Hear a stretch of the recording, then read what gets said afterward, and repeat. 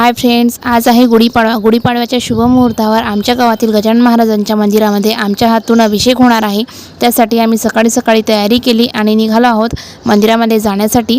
तर रस्त्याने पूर्ण अंधारच होता। अंधारातच आम्ही गजानन महाराजांच्या मंदिरात आलो।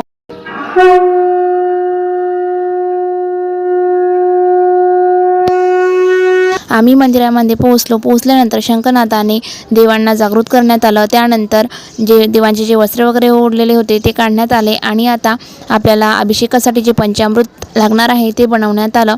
तर पंचामृतामध्ये दूध, दही, तूप, साखर याचा वापर करून सर्व जे पंचामृत आहे ते तयार केलं। त्यानंतर अभिषेकानंतर जे आपल्याला आरतीला वगैरे भांडे लागणार आहेत ते भांडे सुद्धा मी स्वच्छ असे धुवून घेतले आणि पुसून घेतले। सर्व आवरून झाल्यानंतर आता अभिषेकाला सुरुवात केली। तर सर्वात आधी राम, लक्ष्मण, सीता यांचा अभिषेक करण्यात आला आणि त्यानंतर गजानन महाराजांना अभिषेक करण्यात आला।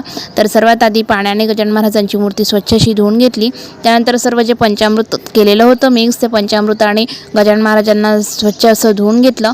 त्यानंतर जे शहद आणि साखर वगैरे सुद्धा ठेवलेलं होतं बाजूला ते सुद्धा टाकून गजानन महाराजांना स्वच्छ असं धुवून घेतलं। नंतर परत पाण्याने त्यांना परत एक वेळा आंघोळ घातली आणि त्यानंतर तिथले जे भाविक होते त्यांनी स्वच्छ असं त्यांना पुसून घेतलं, कपडे वगैरे घातले। तोपर्यंत आम्ही बाहेर पादुका आणि बाहेर जी गणपतीची मूर्ती होती त्यांना अभिषेक करून घेतला। तिथे लाकडाच्या पादुका होत्या, सोबतच संगमनेरी दगडाच्या सुद्धा पादुका होत्या।